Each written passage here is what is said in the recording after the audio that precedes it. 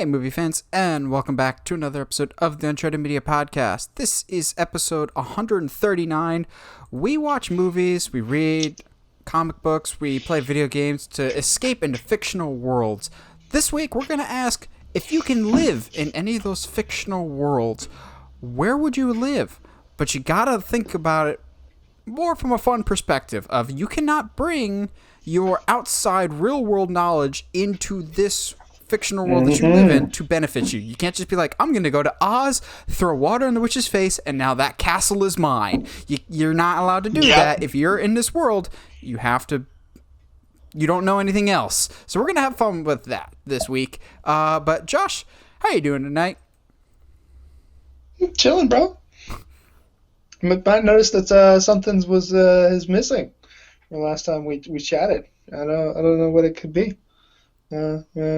Darkness, shadows, like you're well lit. I shaved my beard. I shaved my beard, okay? Leave me alone. And I shaved hair off the top of my head, but you got to think. You know what? Some people only listen to us. Some people are just going, what's different about Josh? This is just a plug. They are missing out, my friend. This is just a plug. If you're just listening to the podcast, go watch us on YouTube as well. Yeah, shameless plug. Speaking of shameless plugs, any bad movies you want to plug in what you're watching this week, Josh? All right. Uh-oh. So George has got a lot of problems with you. So I went and saw Snake Eyes. Ugh. And keep in mind, people, he saw this movie willingly. Like, I can't help him all the time. Okay, listen, here's the thing. I'm going to be straight with you. This movie wasn't bad, but it was definitely not good. The first half of the movie is I think you said it best, is shot by a monkey on the back of a moving motorbike, and it is hard to watch at times. However, before I get to the howevers, Snake Eyes is you know what? I'm gonna put up a spoiler warning just in case somebody cares. Yeah. Snake Eyes is a kind of a dick the whole movie, and everything that he does is, I don't want to say not redeemable, but also when your main character who's supposed to be a hero is making, I don't know, the future villain in Storm Shadow seem like a saint, maybe you've done something wrong there. But there are some really, really cool action scenes, and I think the way that they're going about bringing the G.I. Joe back is actually really, really interesting. Instead of going full-blown, where they're like, hey, this is Duke, welcome to the G.I. Joe, this organization we just founded, no, Snake Eyes' dad ends up being a former Joe, and all this other stuff. It's super cool. At least I think it is. They're doing a much, I want to say subtle, but not so subtle. But it's more subtle in comparison to what they did before. Let's put it that way. Correct me if I'm wrong, but he talks in this movie, doesn't he? A lot. Yes. He never gives a vow of silence. He's talking by the end of the movie, and you called it, by the way. That shot of him putting on the suit is the last shot outside of the mid credit scene of the movie. I'd be lying to you, bro. The helmet looks like a motorcycle helmet, so it looks terrible. I get it, oh cool, you're all riding a motorbike, whoop whoop whoop whoop whoop. But at the same time, I just, come on. Okay, look, I've always thought that Storm Shadow was way cooler, but you didn't need to prove me right. Come on. Can I talk about the good stuff that I watched this week now? I'm so mad. If you did watch something good, then yeah. I watched Kung Fu Panda 1 and 2 this week.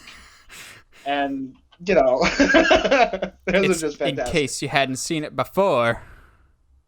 Yeah, 4,000 or 5,000 times.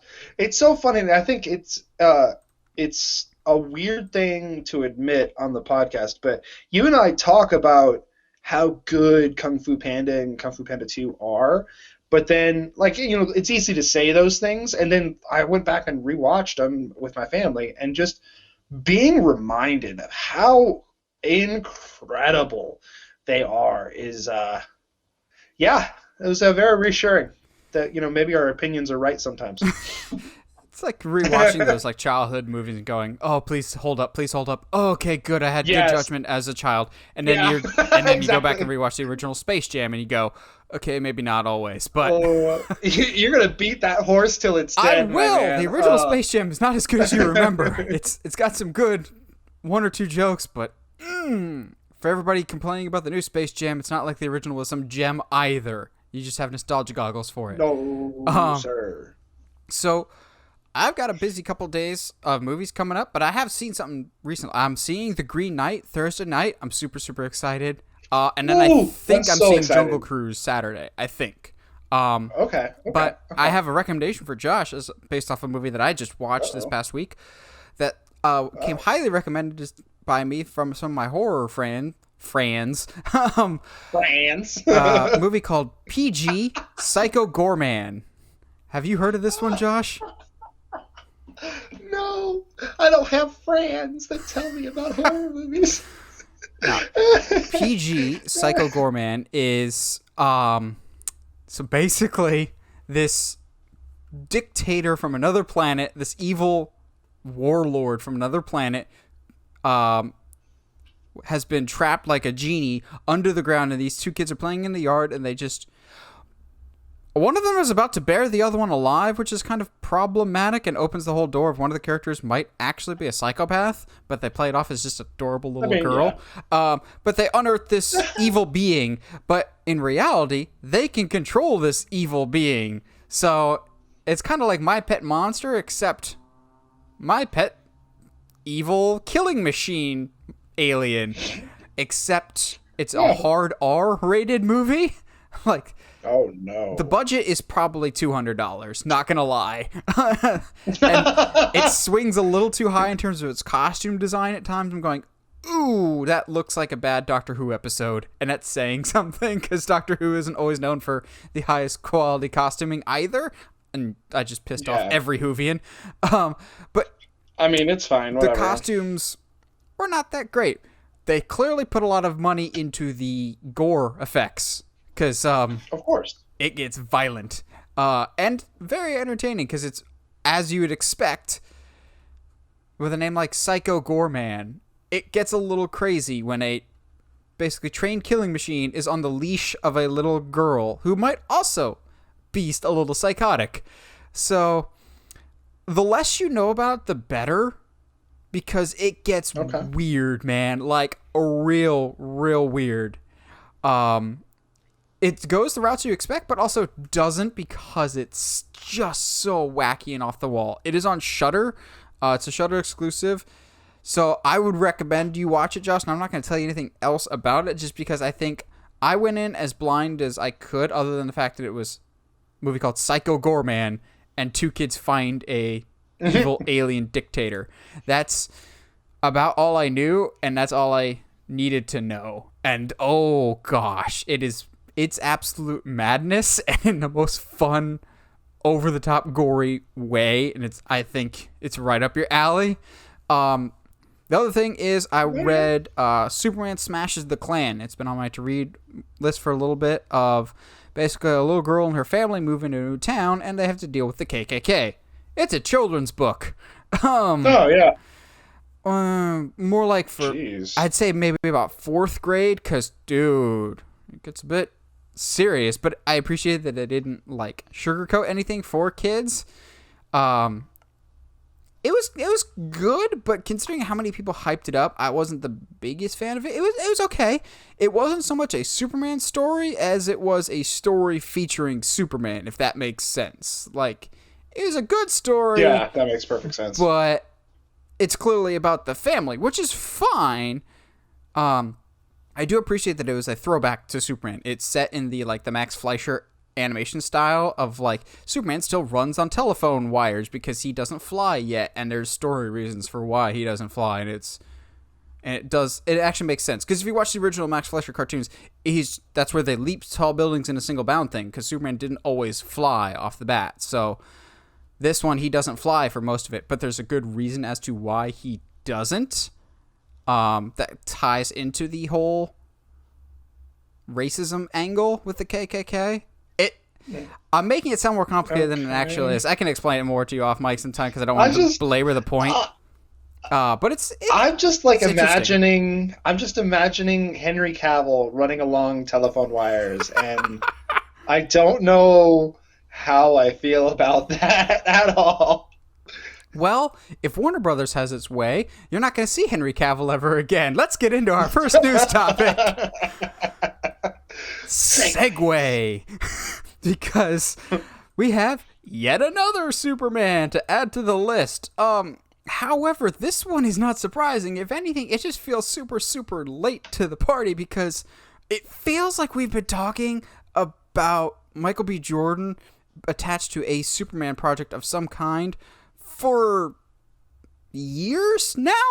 I remember I was working at Universal Studios in 2017 when these rumors first started coming up that Michael B. Jordan might be attached, or Warner Bros. Wanted him to be a Superman. And that was 4 years ago now.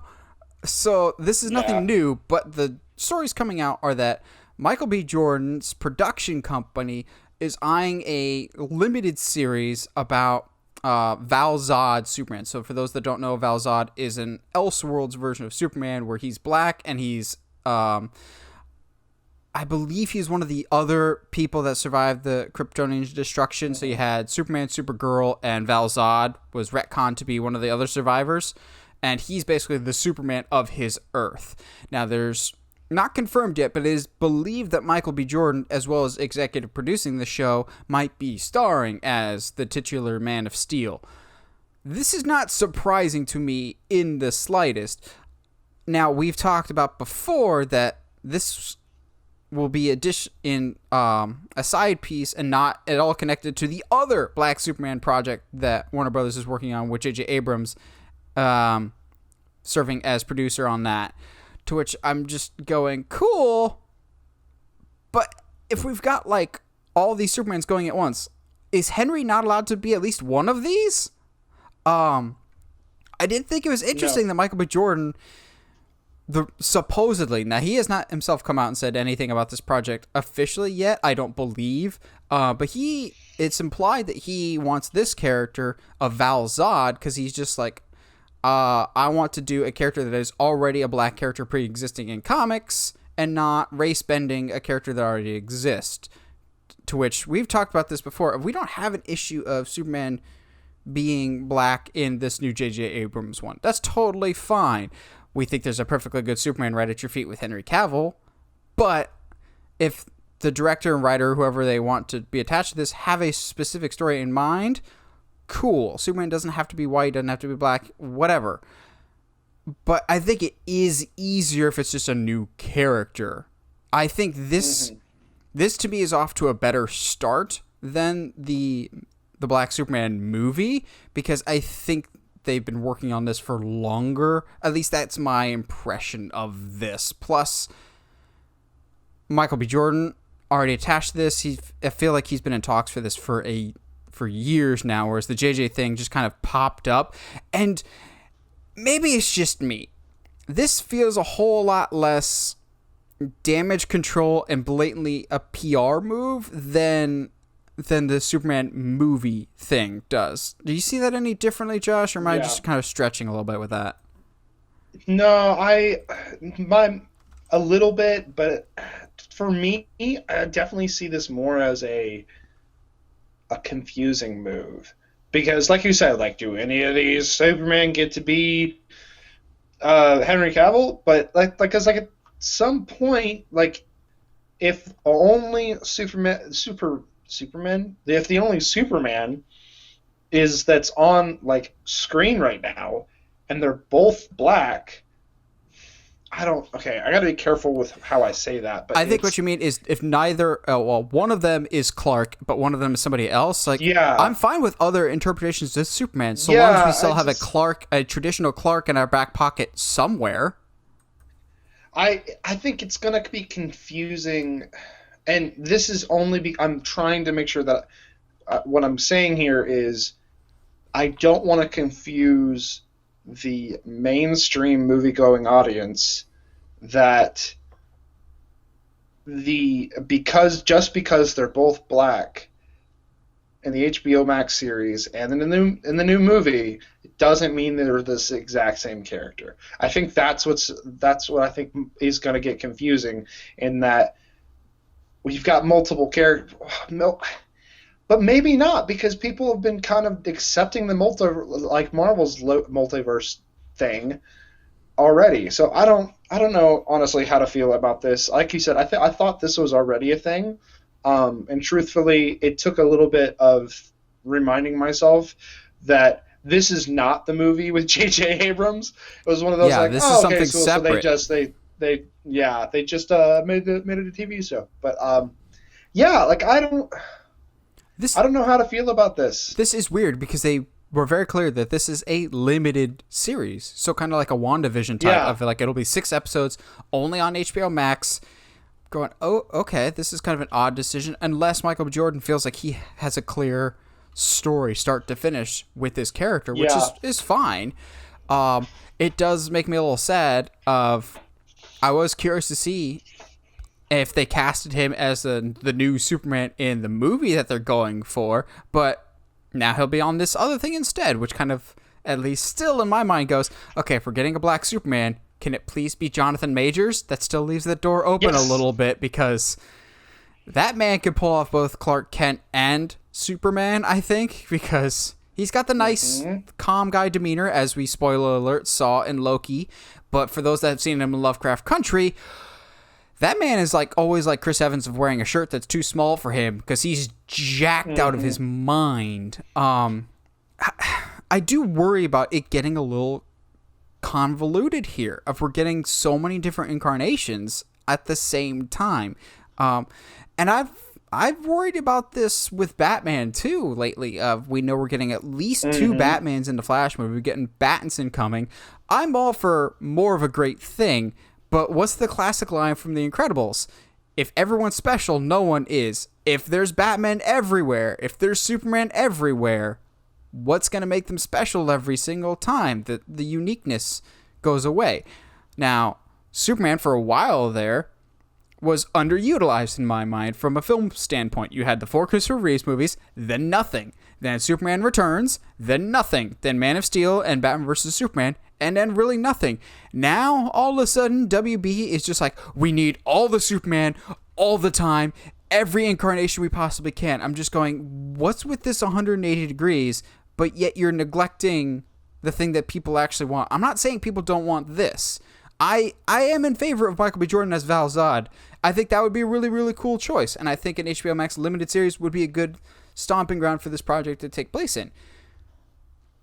And I keep harping on it, but why do we keep neglecting the Henry Cavill thing? Like, I know I'm sounding like wishy-washy on this, of too much is a bad thing, but at the same time, you can do a lot of a specific thing so long as you're doing it differently and doing it well, and one of those things is Henry Cavill. And not me wanting that, it's you're basically screwing this poor guy over. Think of it like a roller coaster. Henry Cavill has been waiting in line, whereas these 2 other guys have fast passes. These 2 new Supermans. I'm just like, let's all get on the ride, but let's also look at what we have here. Like, I don't know. It's like they want to do every route but what people want. And again, not saying people don't want this.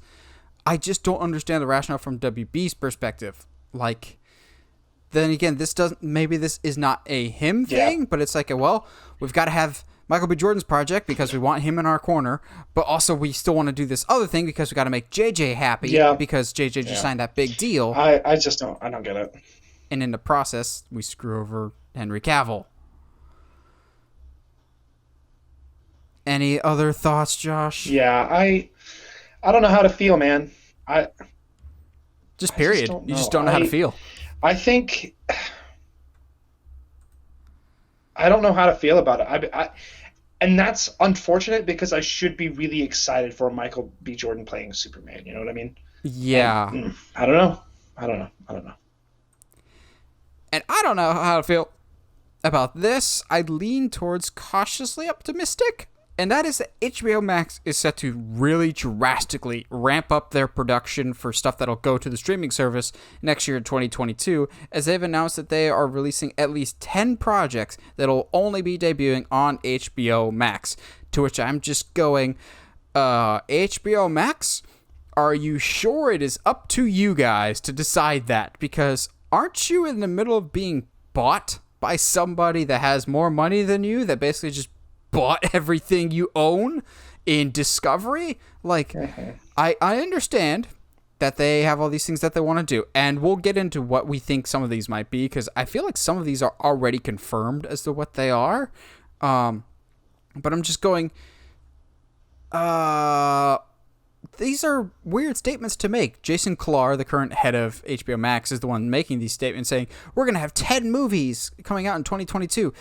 Are you sure that's up to you, Jason? Because if the merger goes through as it's expected to sometime in mid-2022 of next year, are we sure HBO Max, as it stands right now, will still be a thing?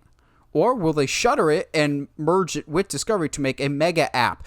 Because when Discovery fully acquires HBO Max and all of Warner Brothers, that will be the perfect time to rebrand, rebuild, and reborn this platform. Because HBO Max, like, as soon as the gunfire started to start the race, they tripped over their own feet and have basically not cleared a single hurdle along the way.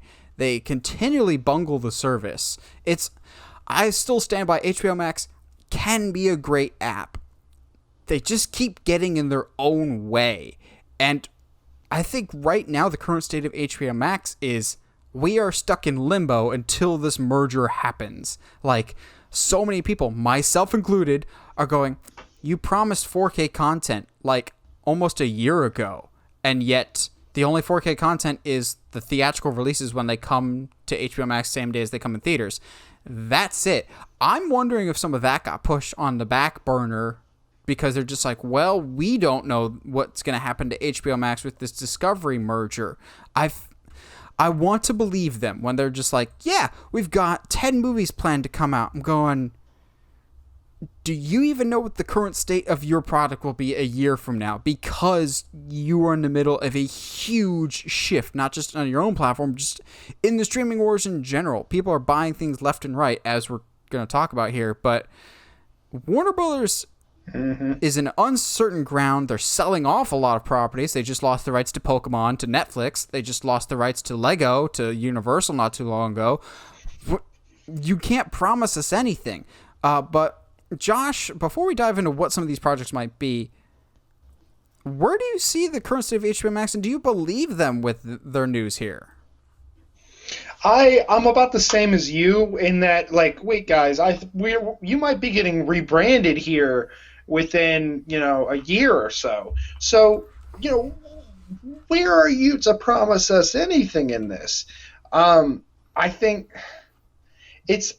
whenever I hear, and maybe this is because I've been burned by Netflix so often, but anytime some company is like, hey man, we're developing these or this specific thing that you guys want or something like that, I'm always hesitant, and I'm always like, I'll believe it when it debuts. I'll believe it when it comes out, because the Magic Treehouse series, like Magic Treehouse series, Redwall, like all this stuff. Like, I'll believe it when I see it, guys. Like, I just don't pretend like you are just gonna promise all this stuff and then us believe you.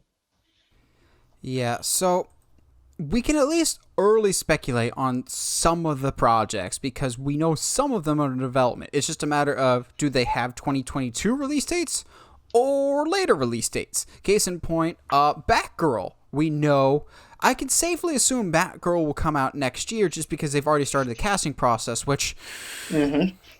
HBO Max, I got a bone to pick with you.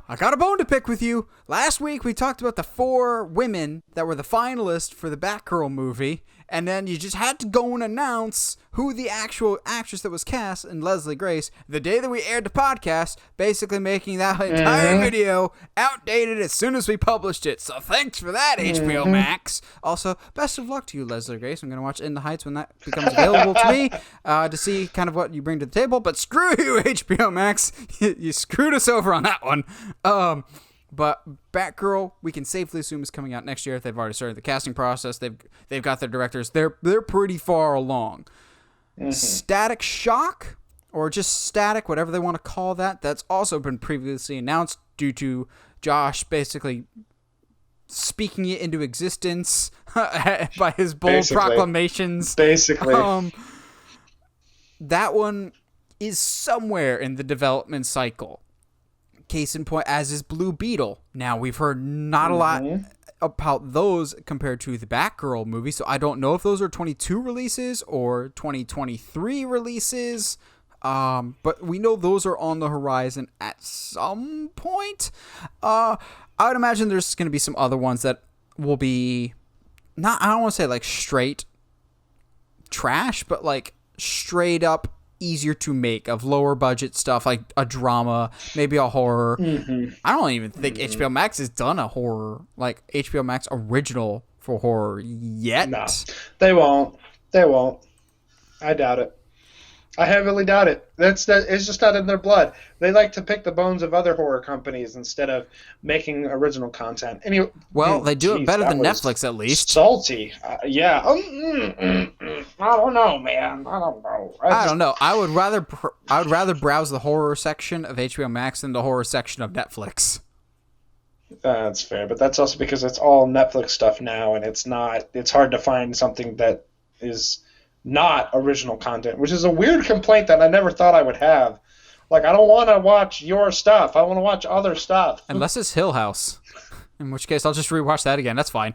But there's 7 other potential slots for HBO Max's quote-unquote releases in 2022. Any guesses what you would fill those slots Let's with? See. So we already said Batgirl, Static Shock, Blue Beetle. What about season 3 of Titans is on the way. That's coming out this year. That's coming out this year. Yeah, but they're specifically talking about movies. So why not cap off season 3 with a movie? That's assuming they still have a fan base left. Yeah. So anyway, and that's coming from someone that watched every episode. I don't think HBO Max realizes how many people left during season 2. Like, if I wasn't so much of a Nightwing simp, I would have ditched it so quick because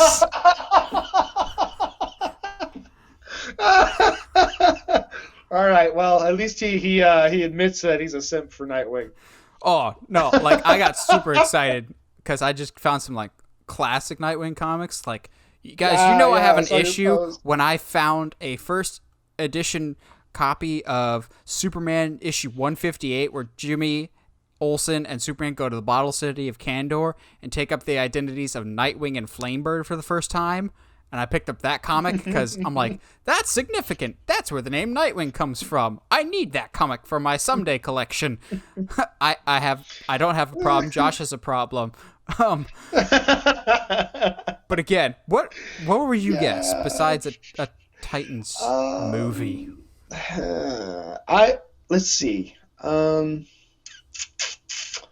Let's go. I'm trying to think of stuff that's not already in production. Because I don't know. I don't even know what HBO Max technically owns anymore. Let's say like another minor DC adventure. I think I can see HBO Max being like, hey, look at the success of Suicide Squad. They're taking lesser-known heroes and lesser-known villains and making movies about them. Let's do one of those. And I don't know. I don't know what specifically you could do. Maybe do The Rise of Calendar Man or something. No. Since he's been cast. He has been cast, but we're not going to talk about that until the movie comes out. Yes. You're giving me bad ideas, which is always a good thing for people listening at home. How would you feel about it? I don't normally advocate of this character needs to be rated R, But how would you like an R-rated comedy about Booster Gold?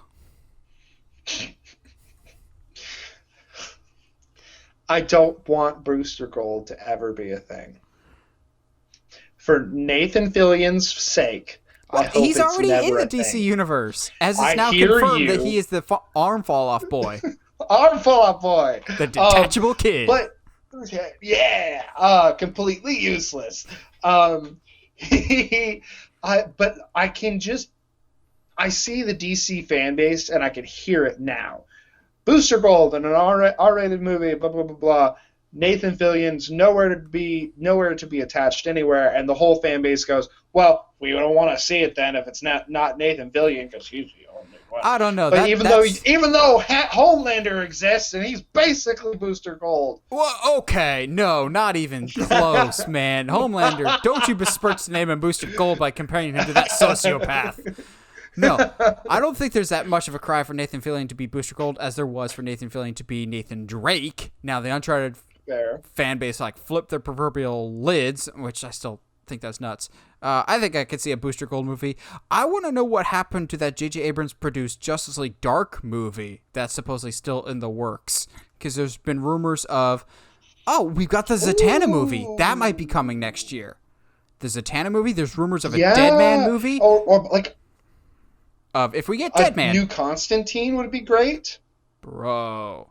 So, okay, there has been some rumors, and after this, we'll move on to our next topic. We've dealt on this long enough. There are some rumors floating around that before we get a Justice League Dark movie, we will get HBO Max standalone movies for all the individual members of Justice League Dark, to which I'm just going, yeah, Zatanna, yeah, Constantine, give me an Etrigan movie, please. I just need Etrigan. Etrigan teaming up with King Shark, please, just because I need a whole movie where no one really speaks clearly.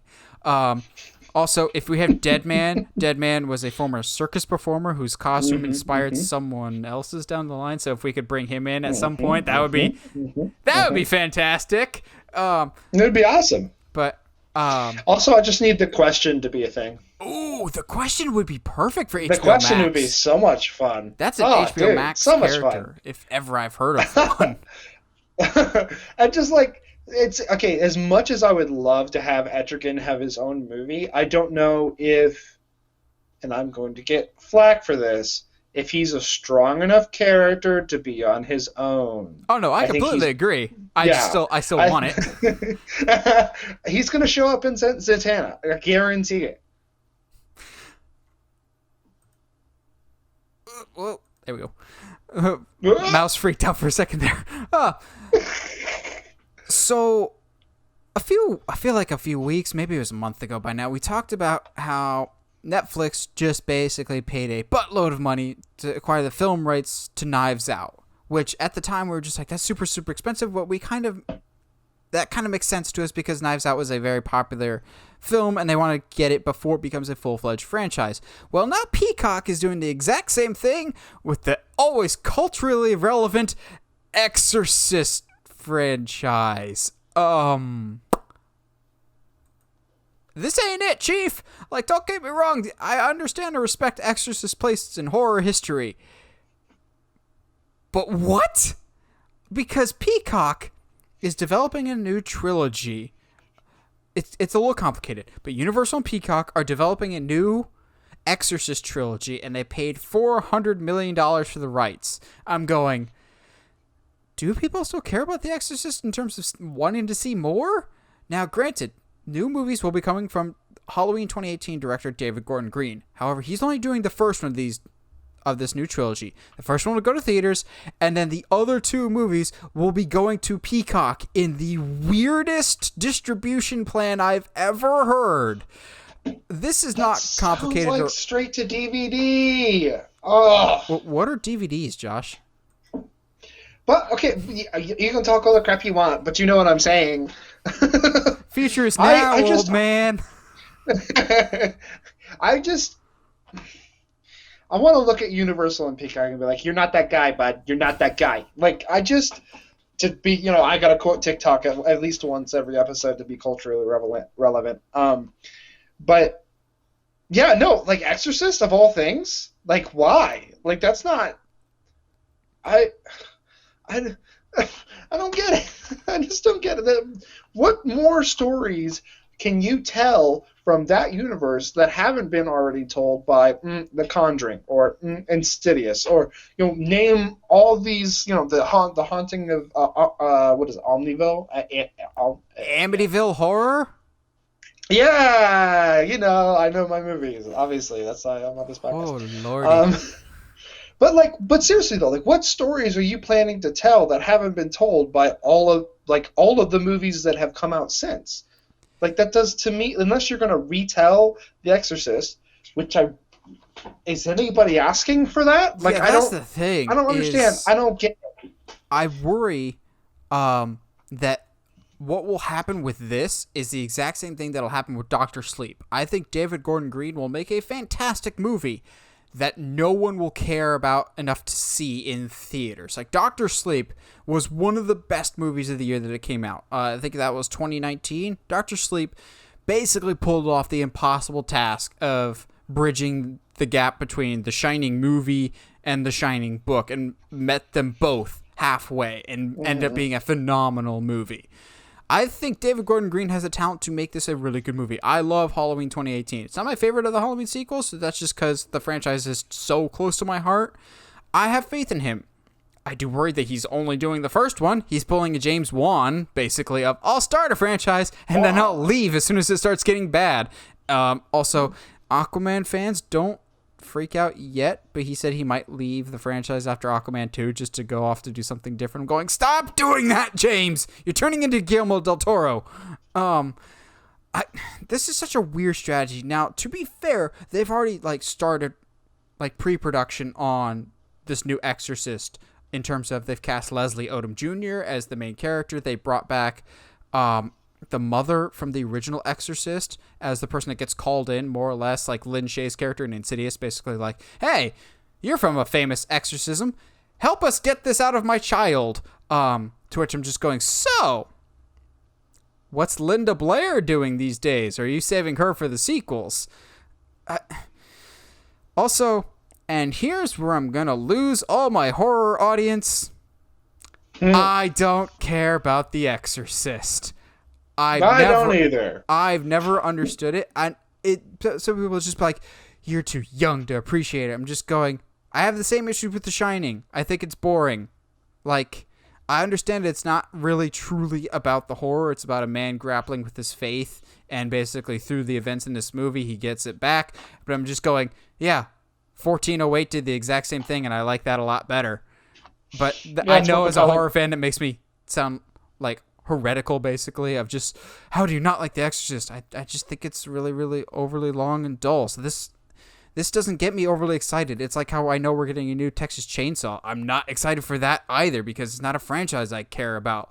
Also, David Gordon Green, I'm getting a little bit worried about him in terms of don't overexert yourself in terms of stretching yourself too thin, because let's not forget he's still attached to that Hellraiser series for, I believe it's HBO Max.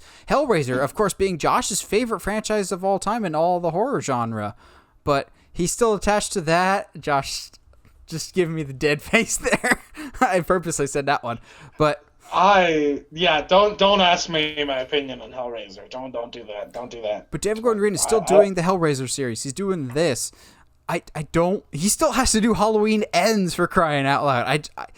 Don't burn yourself out, David Gordon Green. I don't consider myself very excited for this project. I don't understand it, but I understand Peacock's need to acquire more resources and content. I think they definitely made a smart move when they acquired the WWE Network for $1 billion, and then they've promptly ruined everything good about the WWE Network. Oh yeah, I was watching Money in the Bank when your entire servers crashed, guys. Thanks for that. They've still got a lot of bugs to fix with their streaming quality, but streaming services right now are in acquire mode. So from a sense, I can make sense of this. From one side, I can make sense of this, but from another, The Exorcist? Really? Yeah. Okay. Yep. Let's leave it there, man. Let it die in horror movie history like it deserves. Like and maybe it's because I don't let something be called a classic, and so then I automatically give it respect. You know what I mean? Because like Scarface is considered a classic, but I really hate that movie. So you and John Mulaney both. Like I still, dude, but like I just don't understand like the love of this movie. Also, that the rights to it are worth $400 million. Shut up! Get out of my face! Get out of my face! I don't want to talk about this anymore. Let's talk about spice instead. The spice must flow for the upcoming Dune movie. Now, I wouldn't say I've been against this movie. I've said from the get-go that I think this movie is going to be amazing. It's going to be one of the best movies of the year that no one sees. And after the most recent trailer, I'm not backing down from my statement. I'm still staying on this train that Dune looks amazing. It's going to be one of the best movies of the year. I still can't help but shake this feeling. It ain't going to do well. I don't know what it is. I'm just getting this sneaking suspicion of, are we going to have a Blade Runner 2049 situation here? However, this to me is the best trailer we've gotten so far for this movie. Not just because it's the trailer that shows the most Momoa. It's the trailer that shows the most of the entire cast. Like, it's not just like quick shots of, oh, here's this cool looking dude in armor, or here's Timothée Chalamet, who is not playing Robin. People, stop spreading that rumor. Stop letting me fall for that. I mean, I don't fall for rumors. But this trailer, dude, I think. Okay, real quick. Go for Do you remember that time that I got rickrolled by a Spider-Man trailer? Yes. like a month ago. All right. So anyway, let's keep talking about Dune and how great a beard Oscar Isaacs has in this trailer. Josh can always appreciate a good beard.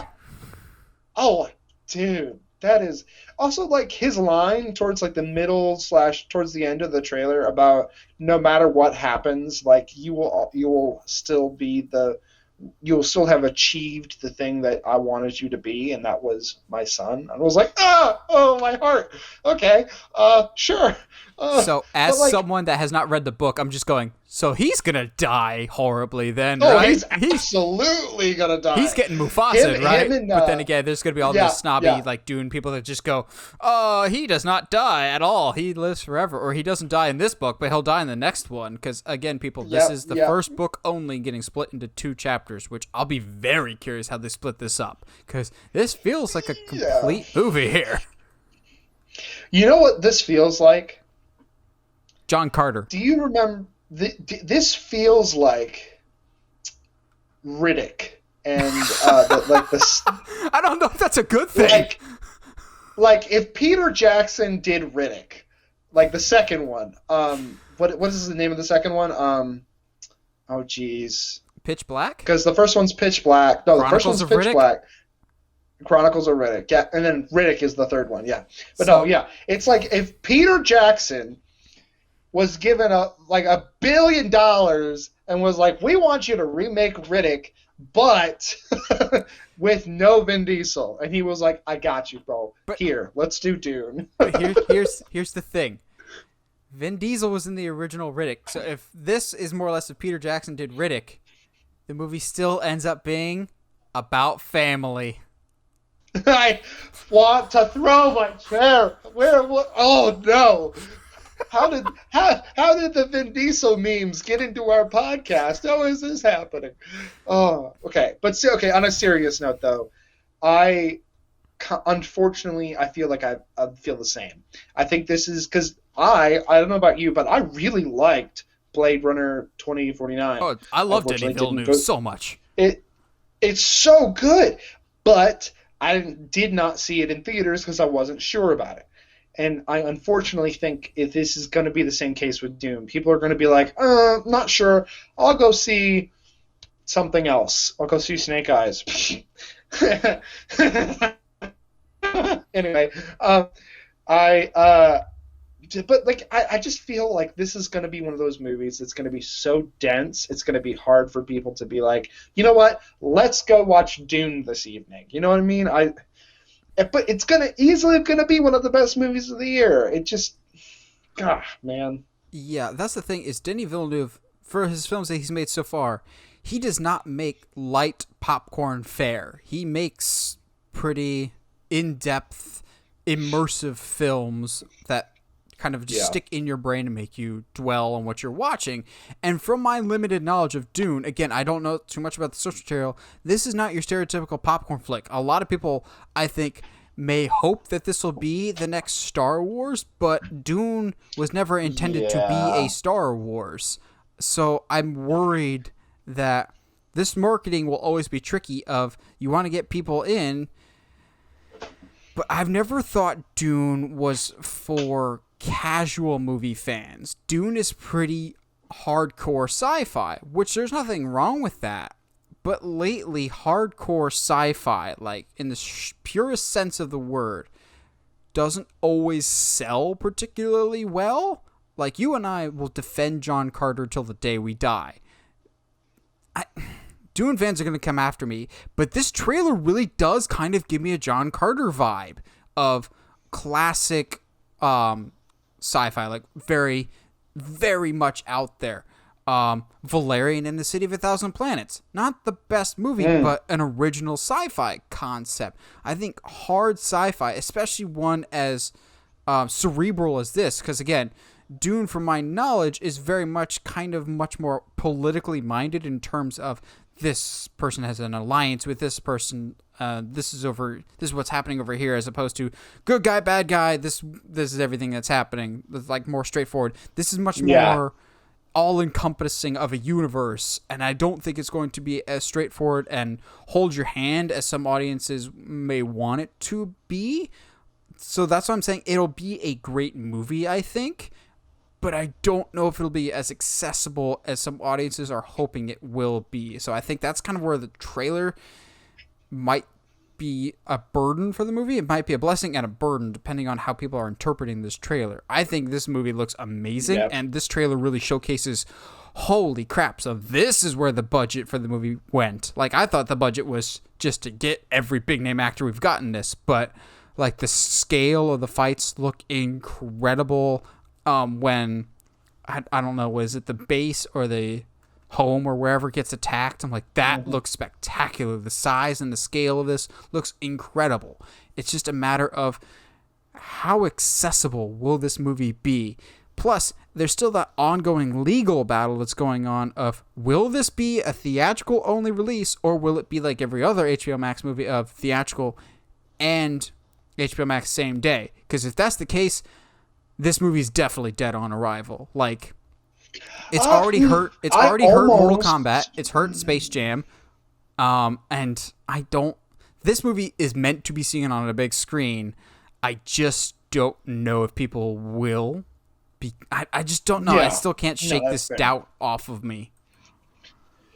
I'd like to think that having it on HBO Max might actually help it. I don't know if it'll help it as far as making money at the box office, obviously, but it'll at least, I think it has a better chance of getting in front of people if you have that split. Yeah, that makes sense. Because some people will not be willing to go pay. By the way, I paid $16 to see Snake Eyes, so that was cool. Was it at least like an IMAX or something? Like, I want it that. I mean, it was in like a good theater, I guess. It had the nice seats. I don't know. It was an AMC, if that tells you anything. Oh, yeah. That explains it. But I want to believe that X-Men? having it split will get it in front of more eyeballs. But see, here's where I disagree. Anyway. But here's where I disagree of, if they watch it at home, are they going to be inclined to go back out to the theater to pay money to see this again? Or if they like it, they'll probably just watch it again at home. I think, if you like it, if you watch it at home, you've got to really, really, really like it or just be one of those weird people that be like, well, I'll see it in theaters, in which case you probably were already going to see it in theaters. I don't know if I agree with the logic of just like, if people really like it, then they'll watch it again. They'll pay money to see it again in theaters. Maybe. Now, who knows? A trailer that did really, really win us over is the Ghostbusters Afterlife trailer. Oh my gosh, am I getting so incredibly hyped for this movie. Now, preface this by saying, Josh and I are not the biggest Ghostbusters fans. I think I enjoy the first movie more than Josh does, but even then, I'm not the biggest fan of it. I think Ghostbusters is very much one of those things of you have to grow up with it. You can still enjoy it if you didn't grow up with it, but I have to be careful how I say this. The biggest amount of Ghostbusters fans are clearly within a specific age demographic and grew up with the movie. Boomers. Boomers. Sure, Josh. Sure. But it's very much within a certain age demographic. That's totally fine. We were just past that generation. I think the first one's it's fine. I don't think it's as great as everyone makes it out to be, but we can agree to disagree. What we can't agree to disagree on, because we all need to be on the same page, is this is an amazing trailer, and I really have complete faith in Ghostbusters Afterlife, because holy crap, this trailer gets me in the feels for a franchise that I don't even really have feels for. Like, this felt to me like the Force Awakens of the Ghostbusters franchise, except unlike Force Awakens, it doesn't rely or need the original cast to draw out that nostalgia. I appreciated that this trailer, even though it's for Ghostbusters, it still is choosing to focus on this new cast of McKenna Grace, who is fantastic and one of the best up-and-coming actresses out there. Finn Wolfhard, who is also amazing. I appreciate that the trailer continues to focus on them, continues to focus on America's sweetheart, that is Paul Rudd. There's a little bit of the original cast, but by and large, it is just about the new guys, except for that end tease, which I appreciate that they don't show who it is, but they gave just enough to bait us. We'll talk more about it, but Josh, what did you think about this Ghostbusters Afterlife trailer? I really liked it. Are you kidding me? Like, I mean, I think you and I were already digging it in the first one, but then this one just keeps amping it up, and to the point where whenever they take the station wagon and they're like, "Oh, are you grabbing this one?" It was like, "Yeah, well, it was the only one with an engine in it," and they just. It's like Force Awakens. I think you can fly that garbage. The garbage will do. To the point where, to the point where, when they're chasing Slimer, who I'm very intrigued as to why all of the old ghosts are coming back. Which, again, like you said, I have no emotional attachment to this franchise whatsoever. But here we are. I'm excited for it because when she pops out, first of all, the popping out on the side of the station wagon as like a gunner seat to get the ghost is super cool. But also you have an RC car chasing it down. Yeah, that was with awesome. The ghost trap. Like, bro, like let's go! I'm so excited for this. Okay, so my initial reaction is maybe the reason Egon has willed him this house in the middle of nowhere is that's where he's buried the ghost traps. And this is more or less like that's what I think. The last line of defense of, I want to make sure you are making sure that these ghosts do not escape. And something happens, and all the ghosts escape. And so they now have to go round up all the ghosts that the Ghostbusters have ever collected and bring them back. And they need to bring back the original Ghostbusters. Now, thanks to some toy leaks, we know that everyone's coming back. However, the toy leaks did not confirm to me something that I really, really want to know. And it's the one character and the one person that I need to come back more than Dan Aykroyd, more than Bill Murray, more than... Oh, I'm sorry. I'm sorry, guy. Who's the one that no one really remembers? The one that we always make fun of. He's got nothing on his calendar. Ernie Hudson. Sorry, Ernie Hudson. I feel so bad that I always forget about Ernie Hudson. More so than Ernie Hudson. My question is Rick Moranis in this movie? Because I want all hope to be lost. Everyone is about to die. And then Rick Moranis comes in with a freaking Ghostbusters pack and just sucks everybody back in. And just goes, oh, hey, everybody, I heard you need some assistance. Like, come on, man. Please. And it's more just because I want Rick back in acting. I need him back. Kind of like there's a part of me that misses Steve Martin's brand of comedies. Yes. Like, I need that kind of stuff back. And, Rick would just be the first step in that.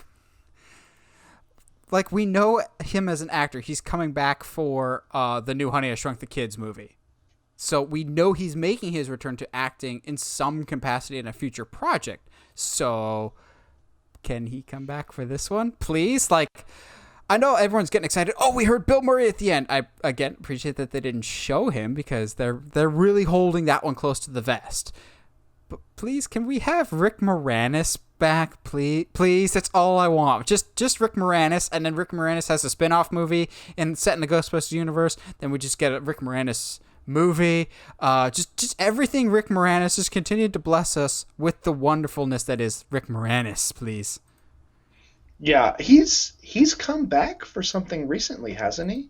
Yes. Outside of the Honey, he came back for that fantastic Mint Mobile commercial with Ryan Reynolds. Oh, yeah. Anyway, do you know which one I'm talking about? I do, unfortunately. It's so good. Let's move on to the scariest thing we're going to talk about today. Oh, Lord have mercy. Which, this is single-handedly both the greatest and the worst thumbnail I've ever created.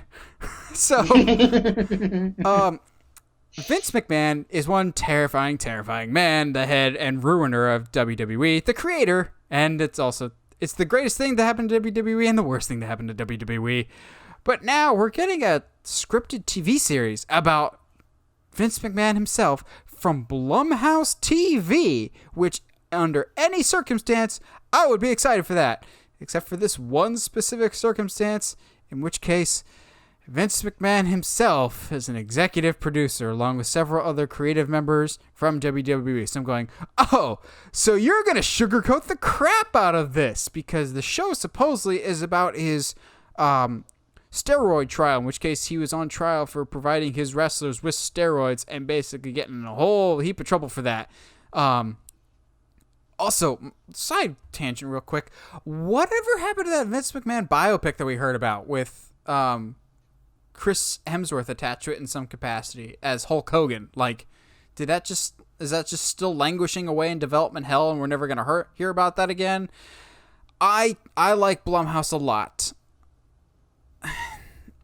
It just doesn't feel like a natural pairing here. Not because the story of Vince McMahon doesn't lend itself to be a show or a movie. It absolutely does. This is a morbid thought, but I look forward to when Vince is gone, the stories that will be presented that we can tell. Because while he is alive, he will not let anything that might tarnish his legacy come out. That's why I'm not overly excited about this, just because I know they're going to edit and change so much about this, because WWE, more so than any other company I've ever seen, is so micromanaging of their own image, and especially Vince McMahon of his own image, just going, yeah, I need to be portrayed a certain way. Case in point, this picture here is of him on the cover of Muscle and Fitness from a few years ago. I'm just like, dude, it's okay that you don't look in peak condition, but you still have to have this weird thing about him that it's all about the show for him, and he always has to control the narrative. He's such a micromanager, which, again, it's weird that Blumhouse is doing this, because Blumhouse, by and large, is known for their creative freedoms. They let their people that run their stuff just run their stuff. They give them a low budget, and then they just roll with it. This feels like it should completely clash of a completely, not completely hands-off, but very creative-driven company with Blumhouse and the micromanaging style of Vince McMahon. I'd be much more excited if he was not involved from a behind-the-scenes standpoint. But again, if he's attached to it or WWE's attached to anything and whatsoever, they will micromanage the crap out of it while he is still alive. Yep. It's why I think people like the dark side. What is it? Dark side of the map? Dark side of the ring. Or dark side of the ring. Like it so much because it does not sugarcoat things. It's very plain. It's very clear. You wanna tell the story of the way that a sociopath broke the law and hurt a bunch of people, but you're going to let got away with it. Yeah, got away with it, but you're going to let the sociopath tell the story. Like, that doesn't make... Yeah, to me, it doesn't make sense. Like, don't get me wrong. Don't get me wrong. I want a Vince McMahon movie someday, but it'll have to be after he passes. Like, for those that know, there's this great movie called The Founder, starring Michael Keaton as basically the founding of McDonald's. Do something like that, except with Vince McMahon, because Vince McMahon is one of the most... I'll give him credit where credit's due. He's one of the most brilliant, but at the same time, evil businessmen that's ever lived. So basically, Vince McMahon became the head of WWE because his father ran the WWE back in the day, Vince McMahon Sr. Basically, Vince Sr. on his deathbed said, hey, you can have the company so long as you don't expand it, because at the time there was these things called territories. So wrestling companies, basically, like New York would be a territory, Florida would be a territory, California would be a territory, and you don't encroach on other people's territories. That's just the unwritten rule. And so Vince Sr. told him, you can run the company, but you can't take from other people's territories. Vince basically destroyed the territory system forever and basically made WWE a monopoly up until a few years ago. That's a phenomenal movie to make. The rise of this conglomerate of basically the backstabbing, conniving that Vince has done over the years. He's made some brilliant moves. WrestleMania was the biggest gamble of his entire life, and it's become a huge thing. But he does not always do it ethically. And us saying that is going to get this video suspiciously removed from YouTube for some reason. So mark my words. He is one of the greatest villains of all time. But he wants to be perceived as this great championing hero. So I think that's where the big conflict comes in. And even if he's not directly involved, anything with his brand gets micromanaged to crap. Josh and I have spoken at length about our love for the movie Fighting With Our Family, which, if you guys liked Black Widow or you like Florence Pugh and you see more of her, see Fighting With My Family. That was the first role I saw her in. She's phenomenal. But Josh and I both had massive issues with how WWE is portrayed in that movie of they get their own details wrong because this movie's supposed to take place in 2014, but yet there's a whole bunch of internal inconsistencies within WWE. I'm just going, WWE, you own all this stuff. Like, why can't you just use your own stuff? But they want to be portrayed a certain way and have a certain image. This just sounds, on paper, it should be interesting, but if Vince wasn't involved, I'd be much more interested. And again, if Kevin Dunn wasn't involved, who was also one of the producers who, for those that don't know, if there's anyone in WWE that I hate more than Vince McMahon, it's Kevin Dunn. He's the guy that is the director on every single episode, and if you want to know how not to direct an episode of television, look at Kevin Dunn. Yeah. Just don't look him right in the teeth.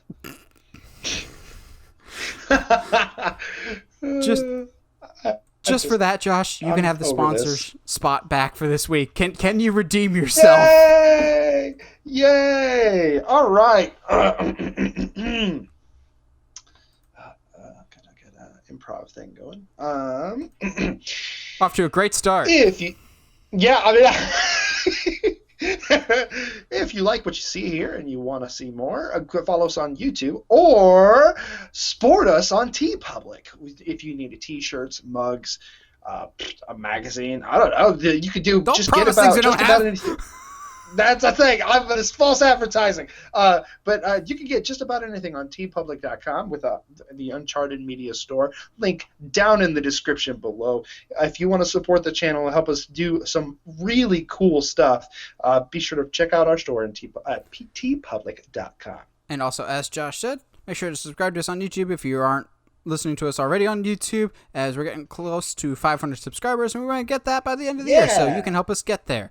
Now, let's talk about houses, shall we?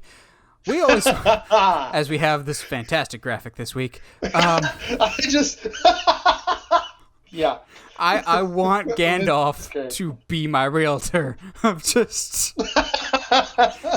It'd be both the greatest thing and the worst thing, I think.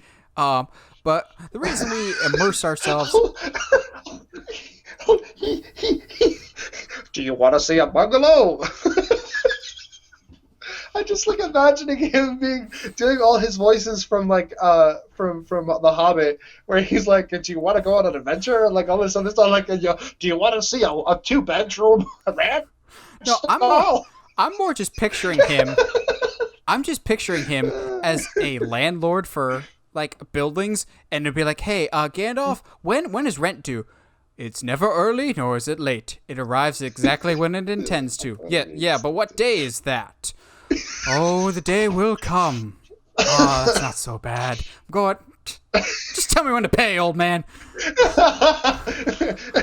He hands you the contracts, and he's like, "Here, just hold on to these for a little bit. I need you to sign them." And he comes back a few days later. "Where are the contracts? Are they secret? Is it safe?" No, I thought you were about to say, before you can sign the contract, some little man comes, steals it, runs across your front lawn going, "I'm going on an adventure." He does a credit check to allow you to rent his things, and it's a really bad credit. "You shall not pass." Your credit score. Oh, we're off to a great start we're here. Off to a great start. Oh, Jake's Minnesota. We're getting all nice and loose up for this one, because this is going to be a fun, just off-the-wall conversation here. So the reason we get into movies is the worlds that our characters inhabit. So if we got to inhabit one of these worlds along with these characters, where would we want to live? So we're both going to come at this from a totally goofy and ridiculous, but also from a practical standpoint, because this could be any fictional place. I think almost all of mine are movies, but if you wanted to have a TV show or a video game, sure, let's throw that in there. Yeah. So we try to logically think about this.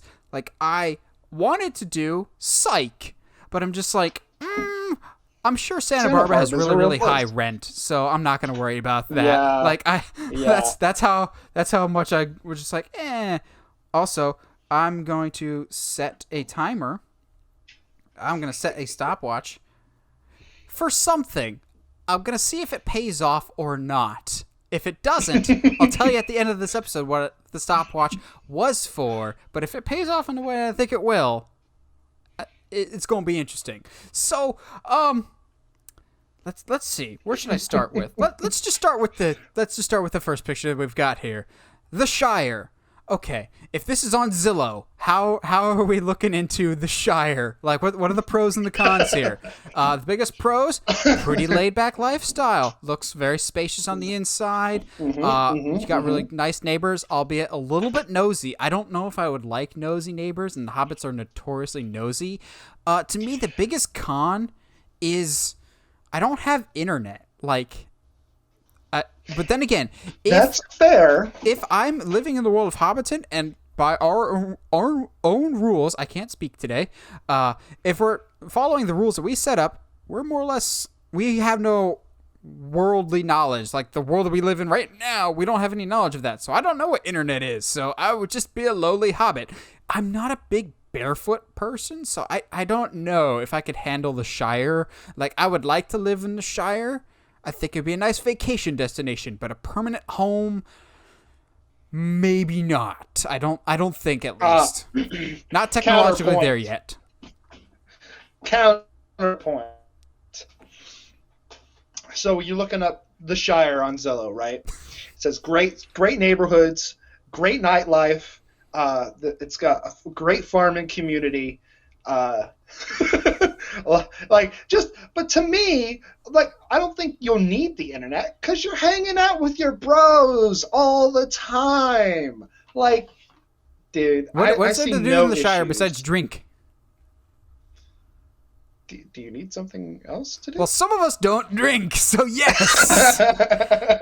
I mean, well, Frodo reads a lot of books, so I'm assuming there's books to read. Yeah, I know how much you love reading books. But here's the problem: is most of my neighbors don't read books either, so I can't talk to anybody about these books. I have a lot of illiterate neighbors. If we're following the source material, a lot of the Shire is full of idiots. Okay, I hear what you're saying. Now, what I'm hearing you say, Nathan, is you want a great location with great people, but you want there to be something more modern about it. I will see your Shire and raise you Naboo. Dang it! Yeah! I was going to bring that to the table later. And not just because it's on the lower third there. Okay, yeah, of all the Star Wars planets, Naboo is easily the one I'd want to live on the most. Hoth? Just the worst. I would rather die. Just like, the Kevin Hart line from Jumanji. Nope, I would rather die. I'm going to die. Hoth is just the worst. Tatooine is just the worst. Also, so much I sand. Genuinely actually It's Googled everywhere. this of, are there any humans on Endor? No. That's a population of about 10 million Ewoks, which I would love to live on Endor. But at the same time, I would last about a day before I get eaten alive by Ewoks, because Ewoks, spoiler alert, will eat anything. Heart. Notice They're how when terrifying. they're celebrating at the end of Return of the Jedi, those Stormtrooper helmets are hollow, and we never find out what happened to the bodies. They're eating something, all right. You're welcome. Plus, Jeez. But Naboo! there's no human civilization on Endor, as much as Endor is gorgeous to me. But Naboo is that right balance of, like, it's low-tech and high-tech at the same time. Like, Coruscant, I don't like cities. I feel like I would get stressed out by that. It's like basically living in shiny Detroit for the rest of my life, and no thank you, as much as there's the Jedi Temple there. Plus, I don't know if I would trust the Jedi, really, if I was living on Coruscant. Whereas Naboo's pretty laid back. There's nice green fields, nice waterfalls. Seems like a nice place to live by and large. I don't know if it's expensive or not, but the whole planet can't be expensive. I feel like Naboo would be the equivalent of living on Naboo would be like living in like Norway, Sweden, like Switzerland, like those areas of the world. Venice. But with like good temperature and like you can grow things. So everything that like is bad about Norway is what's wrong Naboo with Norway? Would be like besides the fact that you can't grow anything there. Yeah, that's let's not get to talk to Josh. Don't talk to Josh about weird other economic systems of other countries. But they always have big summer blowouts. Big summer blowouts. But like, Naboo just seems like the kind of place that would be really fun to grow up. Like you said, little low tech, little high tech. You get alien visitors from time to time. It looks like there's tons of jobs, tons of places to live. It seems like they have a great political system that is actually absolutely not like there's absolutely no corruption apparently in their political system. Minus the Trade Federation, but depending on what area you're living in, it might be pretty good. Yeah. I mean, and like you get to like be neighbors with the Gungans, which has its up and downs, but at least you're not underwater. I'm putting that as a con, not a pro. And no, before you ask, Ben, he is not a Sith Lord. Jar Jar's a Sith Lord. Stop it! Absolutely. Don't antagonize. He paid me money to every chance I get to bring up that Jar Jar Binks is a Sith Lord. We're gonna need another jar. What else you got, bud? That's my only Star Wars one, because I try to think throughout the Star Wars galaxy. Same. I was like, Alderaan's nice, but I don't want to die. Boom, boom. But Mustafar sounds horrible. That breaks your rules, though. You don't know what's going to happen to Alderaan. Algernon. But again, it could be era specific. Maybe we're living in the prequels, in which case my kids will die, not me. That's really dark. I'm sorry, future kids. Yep. But no, Naboo. Nothing ever that's happens almost to like Naboo. real Earth. Also, like, what happened to Naboo after Revenge of the Sith? We never hear about it ever again. Which I think it was belated media that when he rewrote the prequels, he's just like, yeah, why don't we just have the action on Alderaan, not Naboo? They have exactly the same environments in terms of being really, really lush and green, except you'd care now that Alderaan gets blown up. But let's see. Let's have another one that might be on Josh's list. Asgard. Because... is it on Josh's list? I can't tell. It is not. I think Asgard could be really, really nice. By and large, well, assuming it's before Ragnarok, it's a really nice place. There really is no, at least from what we saw in the MCU, there was no bad places to live in Asgard. Granted, you'd have to be a god, which would that make us a god if we lived there? Or we were... Yes. No, not necessarily, because remember, Jane in Thor: The Dark World is a human.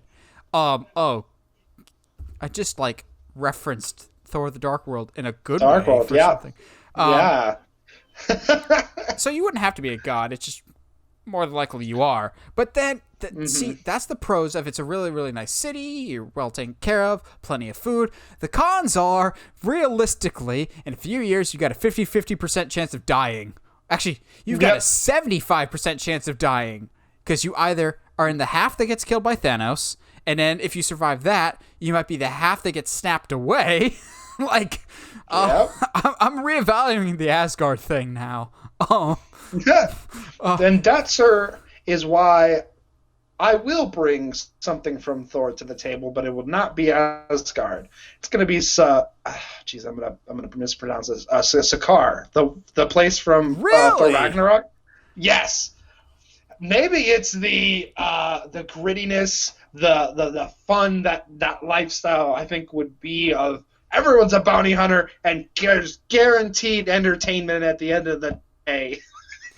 I think Sakaar, for me, Sakaar stresses me out too much. It's like Vegas on steroids. It's like if I would always be like someone's trying to pick my pocket or literally stab me in the back. Like, it is so sketchy. It's like the underbelly of Coruscant, and I'm just going, weird. No, thank you. Sakaar, I do not trust at all. Plus, are you not at all worried about getting the Grand Master mad at you and he just hits you with that little bunky stick and just melts you on the spot? But see, in this scenario, I don't know about this stuff. I just see a place at the end of all galaxies that everyone ends up at eventually, and it seems super cool, you know? With bright, pretty colors. Like a Las Vegas on steroids is just Canto Bite, my friend. What's Canto Bite? I don't remember that at all. Hit me with something. I got my other MCU location, and when we were tossing ideas around, this was one of the first places that we said, and we already started to get into here's the pros, here's the cons.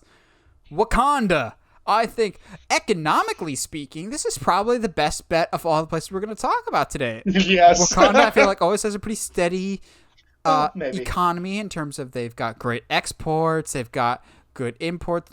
Do they have any imports coming in? I don't think they do, because they're pretty much, technically speaking, up until this point in the MCU, they're very much in their own little bubble. They've got great exports. They've got plenty of stuff to sustain themselves. They seem like a very well-educated culture and a good place to live, which to me means a variety of jobs, which if I'm planted there and I'm more or less me, I feel pretty confident saying there might be some video editor jobs in Wakanda. I feel pretty okay about that. If nothing else, I could do like teaching or something like that. I feel like there's good career opportunities in Wakanda, and a stable enough economy makes me think living arrangements might not be too difficult. It's another one of those, like Naboo, that's both lo-fi and hi-fi in terms of technology. You've got cutting-edge stuff. And then you've got more traditional, like, just go basically leave the city limits and go out into the jungle for a bit. You've got a little bit of both there.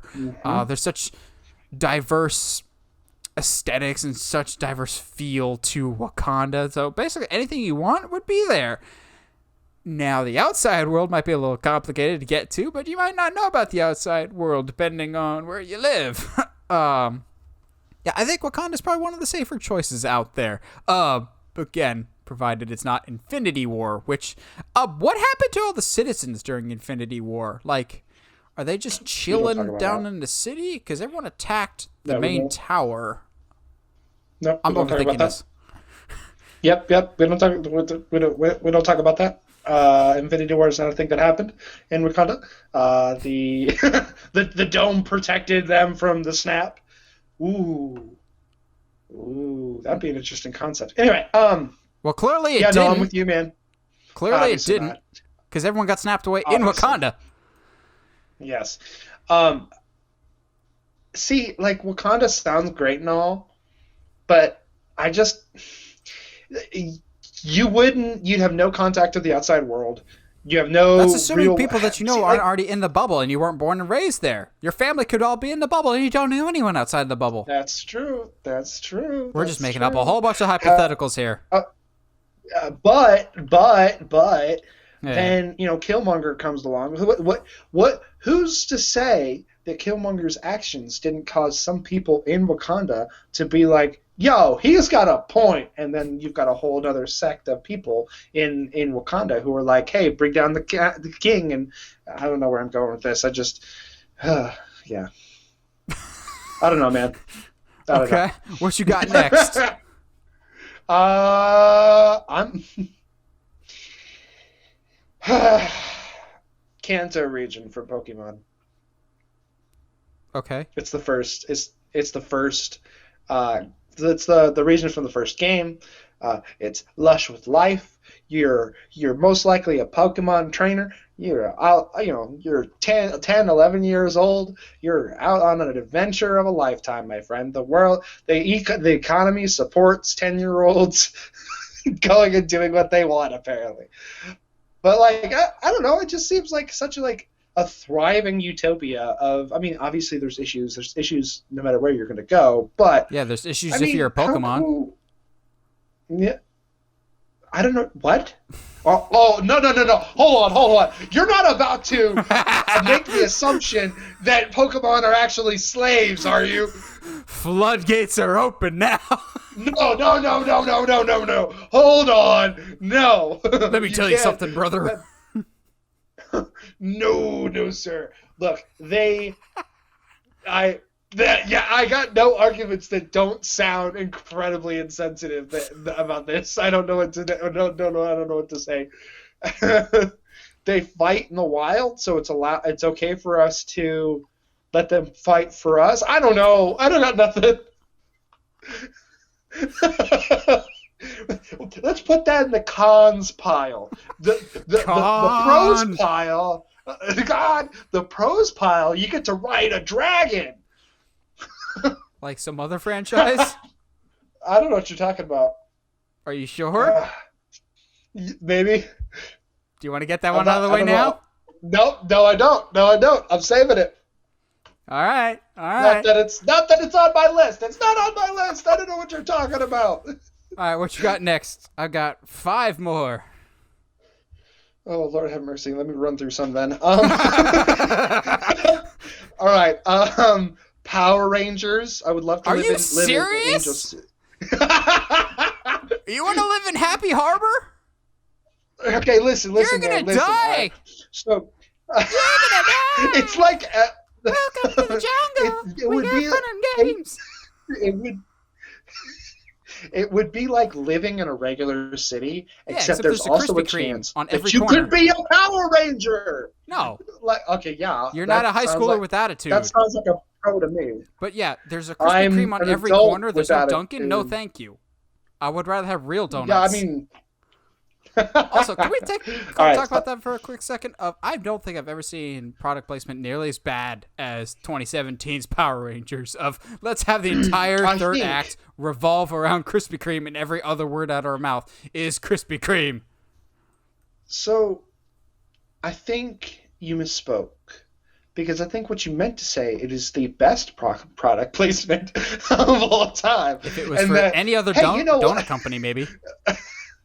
Okay, that's fair. I'm not a Krispy Kreme person. I got that one out of the way. As I had way too many I would love to live. I would love to live in China in the movie Kung Fu Hustle. That's so oddly specific. I just there's something about that world that is so you can see me. I know you can see me living in Kung Fu Hustle. I'm one of the neighbors in that apartment I can see complex. you living in Shaolin Soccer. Oh yes! Say less, Rose. Say less. Okay, quick side tangent. I had this discussion with my coworkers, and we were talking about this very topic, and I just randomly thought, if we lived in National Treasure, would literally anything at all change for us? Anything at all? To which one of my coworkers was just like, imagine if you got stuck in a musical and you just see a whole bunch of white people dancing in the streets randomly. And you just happen to know the choreography every single time. Going, how? I need that to be a movie of someone that's in a musical that doesn't know they're in a musical, and so they're possessed and they don't know how they're doing the motions. There was one, wasn't it? It had Rebel Wilson in it, I think. Isn't it romantic? I think. Yeah, because I've definitely have seen that, because that's Heather really likes that one. She's not possessed. She's just living in a movie. She's just living in a PG-13 rom-com. Okay. Okay. All right, I'm down to 5 now. We're okay. Speed round's over. Ooh, so I've got not one, but 2 Disney Channel ones. I've got 2 ones that are technically from comic books and 1 horror location. What do you want, Josh? Give me the horror location. So mine is almost all pros, but 1 big, huge con. So the con is there's some dude named Michael Myers that has a house there.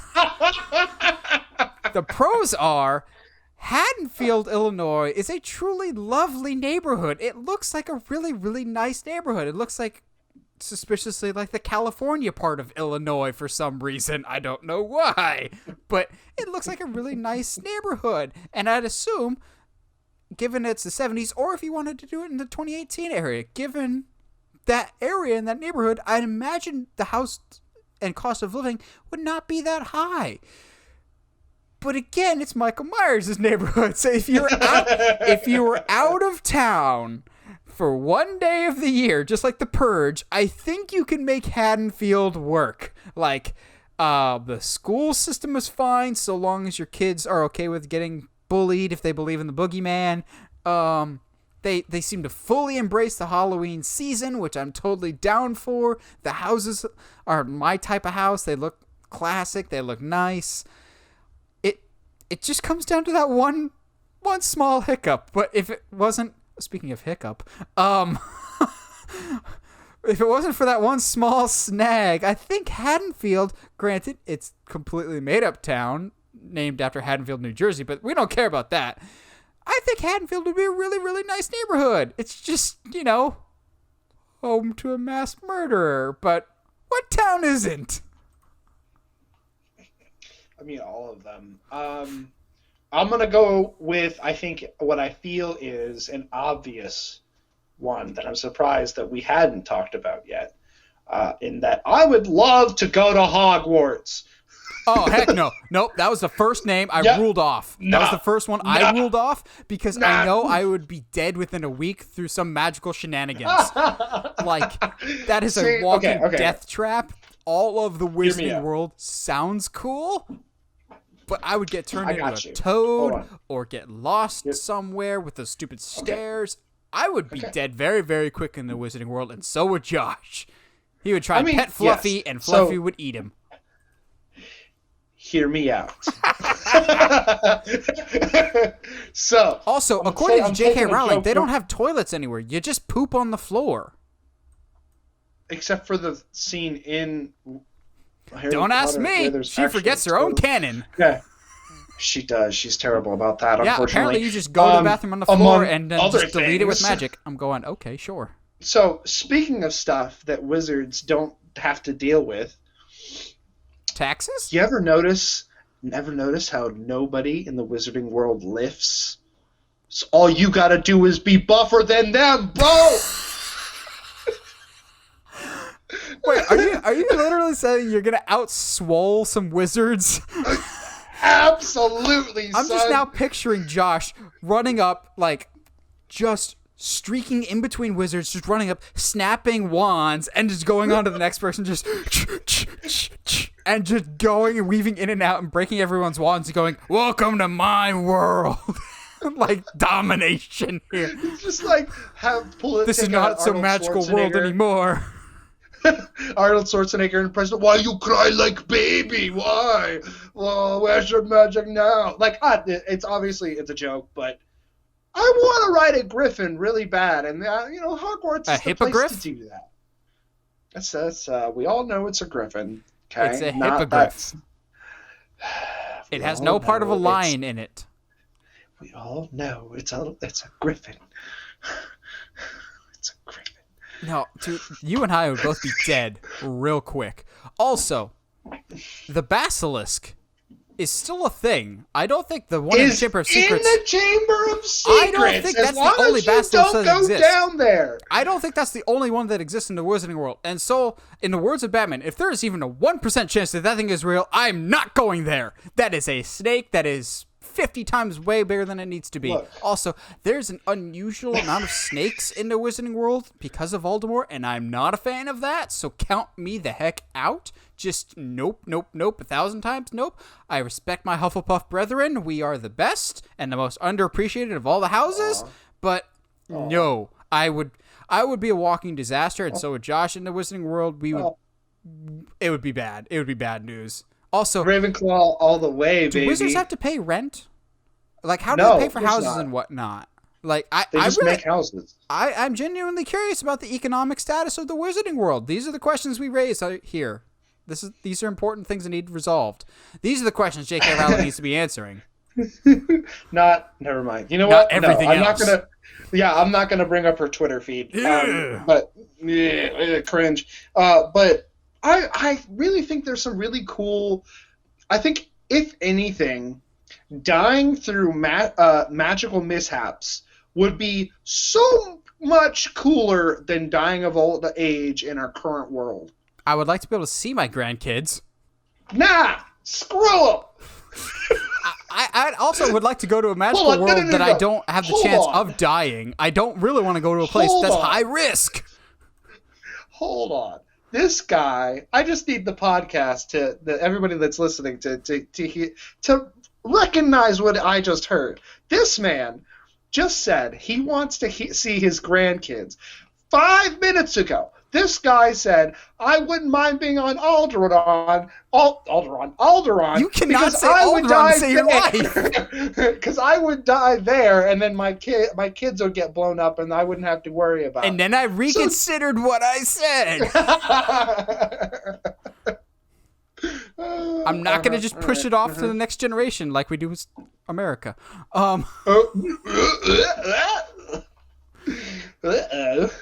What else Quick, you got? Segue, barrel roll. Josh, pick something else. Neverland.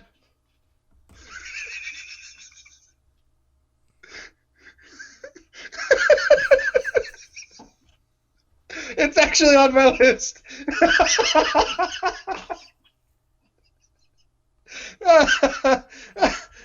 Switch the camera to you because I didn't see your reaction too.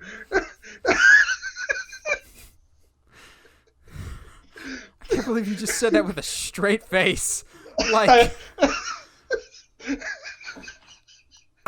bro, Neverland would be dope. You'd never ever get old. All the adventures you could have. Okay, but here's the problem. If you went right now, Josh, you are stuck at your age for the rest of time. I did have a caveat next to mine. It was as long as I could go when I was like 16 or something. Oh, okay. That's a little better, but also maybe it's just my brain being way too cynical. But the name Neverland is forever ruined for me. So I'm Curse just you, like Michael Jackson. So I'm going, no, Josh. No Neverland. No Neverland. But See, also, it sounded like a panic. It sounded like also, a panic world, but just because you don't age doesn't mean you can't die. I would imagine. oh no. I don't. That would be a very interesting concept to explore. If a pirate just fills one of the Lost Boys full of lead and he's still alive, just got a massive hole in the side of his head, or something like that. Like, can you die by a pirate, or can Captain Hook? Yes, you can, because Hook killed Rufio. Yes, however, in the original Disney movie, I say Captain Hook you can gets die in Neverland. Ergo, there's danger there. No, thank you. Hold on. Captain Hook gets finally swallowed by the crocodile, but he still appears later on, and he will he like wasn't yell from the eaten. crocodile from time to time. He escaped Because he's with Shmee. no. Who? Shmee. Who's Shmee? Shmee's me. Anyway, I love that line so much from Hook. And y'all, can we take a moment to appreciate that the older Josh gets, the more he looks like Shmee? Oh, God. You know what? Hit me with one, please, while I pout. It's one of the few. I have two comic book places. This is one that I think Josh and I can get on the same page with. It's not the top one. I would most definitely want to live here, but I feel like by and large of all comic book locations, this would probably be one of the safer options, even if I would probably have to change my career choice, and that's Smallville. 9 times out of 10, Smallville is a pretty safe place. Metropolis, I'd rather Metropolis than Gotham or Bloodhaven, but I still am not a big city fan. But Smallville, depending on the incarnation, whether it's a Smallville TV show or even Man of Steel or Superman and Lois, Smallville is pretty quiet. I like the small town feel. My only complaint is I'm not knowledgeable with farming, but I'm assuming if I was born and raised in Smallville, I would know farming. And it's not like Smallville is completely tiny. Like, they still have a population and they've got stuff. They clearly, thanks to Man of Steel, we know they have a Sears, at least, with that blatant product placement. If farming doesn't work out, I can work at their IHOP or something like that, because, again, product placement. I think I could make it work in Smallville. I would imagine, since it's a small town, houses would not be that expensive. I think I can get a pretty decent amount of acreage there. Actually, Superman and Lois, they have regular-sized houses. Lana Lang lives in a regular house with her family. I think I could swing that. Maybe be a teacher. Maybe the small businesses need video production. Don't know. I think Smallville would be a pretty safe bet. Maybe I could run into some people. You never know.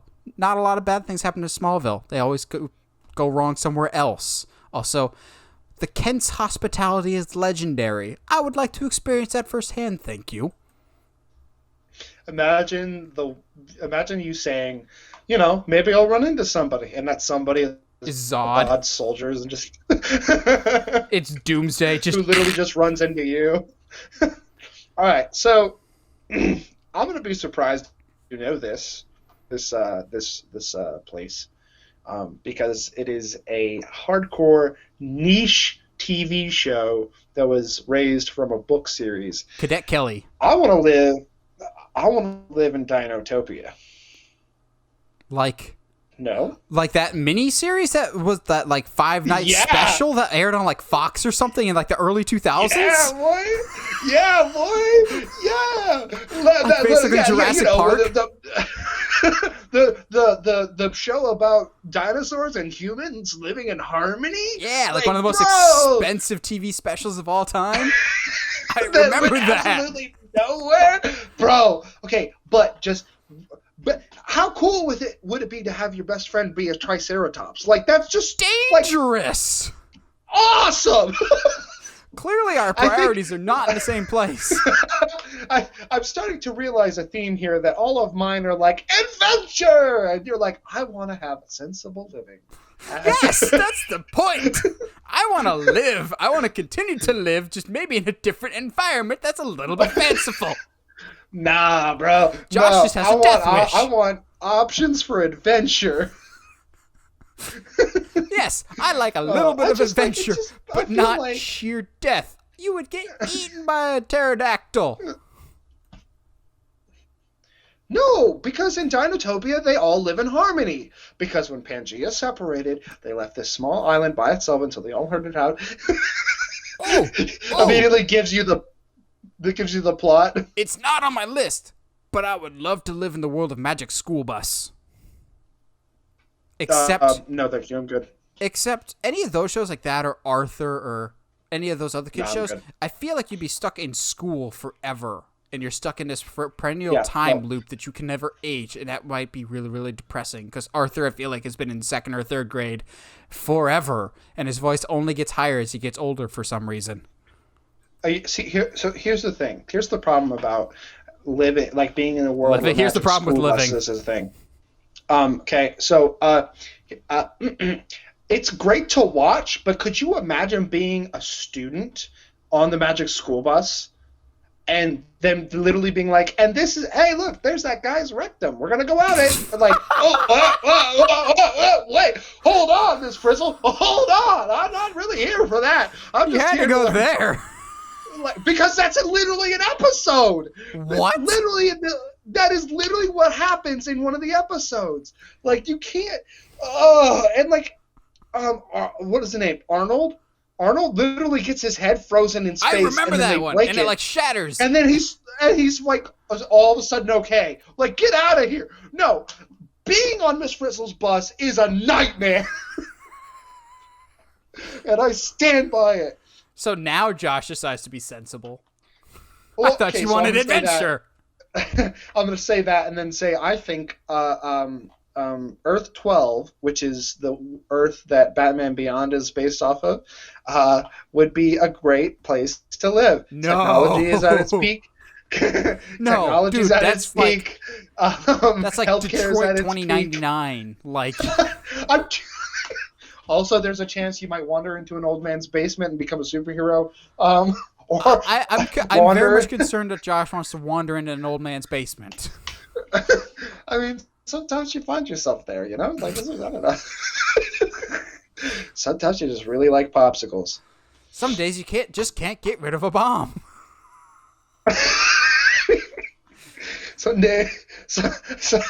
All right, so anyway. I'm just like, there's something about living in that futuristic society that would be, like, just the fact that I could have a hoverboard is super cool. Like, I'm here for that. Or a flying car. Absolutely. But not Back to the Future. Because, as we've said before, if you're not Marty McFly or Doc Brown, Back to the Future sucks for you. Because Hill Valley looks like the slums. Like, you were either stuck in evil Biff 2015 timeline, the Old West, no thank you. The Old West just doesn't interest me. I like hygiene. Or 1950s, no thank you. Like, Back to the Future doesn't seem like a good place to live if you're not Marty. No, it does not. I got one more. What do you got? I've got 3 more. I know what your last one is. I feel like I know it. I saved it for last after you're like, I'm setting a timer. I was like, you know what? I was going to have that in the middle, but now it's going to be at the end. Okay. Out of spite. My final one might surprise you, so I'll save that one for last. I've got 2 Disney Channel ones. Oddly specific ones. Not necessarily. I think you might agree with some of these. I would love to live in the Smart House because Josh forgot all about Smart House, didn't you? I didn't have Disney Channel growing up. Do you know what Smart House is? Nope. So Smart House is basically the most like technologically advanced house of all time for the early 2000s. A lot of it now is just like, oh, that's cute. That's been a thing of like, turn your entire left wall into a TV screen. I'm going, so a projector. But it's like a super, super technologically advanced house. But once the dad starts dating a new woman and trying to find a new mom figure, the house like freaks out. Well, I'm fine because we have no need for that in the house. We're a pretty healthy, functioning family. So the house would not need to fill a void there. Also, it just seems like a fun atmosphere. And some people are like, aren't you worried that the house is always watching you? We live in 2021. Something's always watching you no matter what. You just kind of live with it at this point. Like somebody's watching me. Who sings that, Josh? That's a good question. I wouldn't know, honestly. Dang it. You knew my answer, what my answer was going to be for that one. Yeah, I think Smart House would be fun. However, not as fun as my other Halloween option that might be a tad bit safer. Halloween Town. Because after the events of the first movie, human and Halloween Town nights, Halloweeners? No. Halloweeners. Halloween Towners. They could coexist. And tell me this doesn't just sound like a Nathan Paradise of Halloween 365 days a year. Yes, please. Like, I'm already starting my hunt checking Hobby Lobby and Party City to see if they put their fall decorations out, which, no. They're just slacking. July! Yes! It's July! July 4th is over. They should have their fall stuff out by now. Oh my gosh. If I have to wait until after back to school is done, then so be it. But after back to school season, it's fall and spoopy season. That's the rules. I don't make them, I just obey them. But Halloween Town, year-round Halloween, and by and large, if Calabar is dead, which, quick side tangent with the Calabar thing, if assuming Calabar is dead, there is no danger to Halloween Town. It is a fun, year-round spooky place to live. On my Calabar issue is, in the movie, they spell Calabar, the main villain, Calabar. On the DVD, for some reason, though, it's spelled Calabar with a K, and they've never changed it. So I'm going, so which one is it? Is the movie right? Is Calabar spelled with a C, or is Calabar spelled with a K? You're not helping your cinematic universe here, Disney. Which also, Disney, you can reboot Halloween Town. I would like some more family friendly spoopies. I want year round creepies. Please let that happen. And Josh is the killer of fun. Yep. No, if I'm not allowed to live in Neverland with no conditions, no Halloween Town. Well, we know why you're not allowed to live in Neverland. Is it because I'm an adult? I want to be an adult. For a lot of reasons. All right, so we're going to talk about Burke yet. I want to talk about Burke. Which one's that? The island that from How to Train Your Dragon. 39 minutes 44 seconds. Daggum. almost 39 minutes and 45 seconds exactly. Y'all, I thought he was gonna do it earlier. I knew it. I knew it. Heather told me you need to time him. He's gonna say How to Train Your Dragon at some point this week. And now that we've had our timer moment. Come on, man! Like, that seems like such a cool world. Okay, like it's such a cool world to live in. I mean, especially after the first one, where everyone's living in harmony. Sure, you're gonna have danger, but live in a house, get a pet dragon, go to the dragon races on the weekends. Like, the economy seems pretty stable, you know. Like, that's like I see no downsides up until the alpha comes and attacks Burke. But I see no downsides to this. Is this the same place that most of these Vikings have lost some appendages and you might get burned by dragon fire? Yes. However... Does Hiccup have both of his legs? However...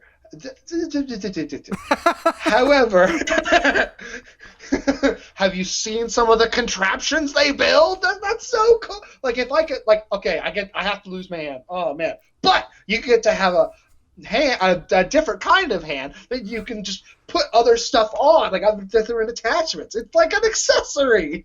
Here's the worst part about this, though, people at home. You know, because you've listened to the podcast for any length of time, that if Josh had his hand bitten off by a dragon or lost his hand somehow, he would keep that hand and go up to random people and say, "Need a hand?" And yes, you know exactly. Then I could do that with my appendages. Like, come on! I see no downside to this scenario.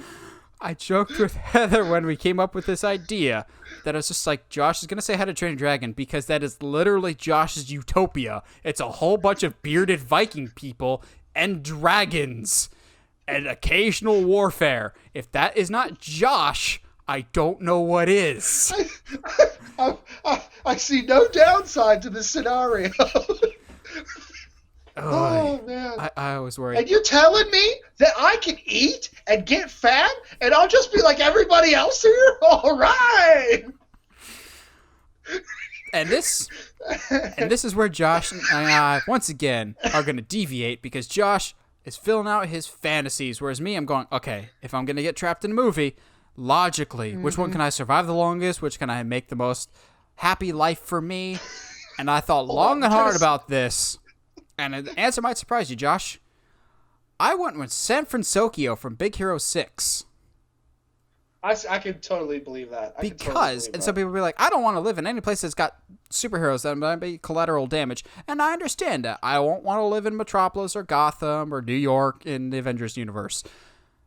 But the damage that happens in Big Hero 6 is very much just centralized to one location and it only happens once. And people are like, well, what happens after that? You should watch the animated series because it's really, really good, actually. But by and large, the villains that they deal with in Big Hero 6 are minor annoyances. They are really not, like, global threats. And also, I feel like San Francisco is such a cool melting pot of various cultures. Like, obviously, it looks like San Francisco. But I get a little bit of Seattle vibes to it. And a little bit of, obviously, Tokyo. Hence the tail end of the name.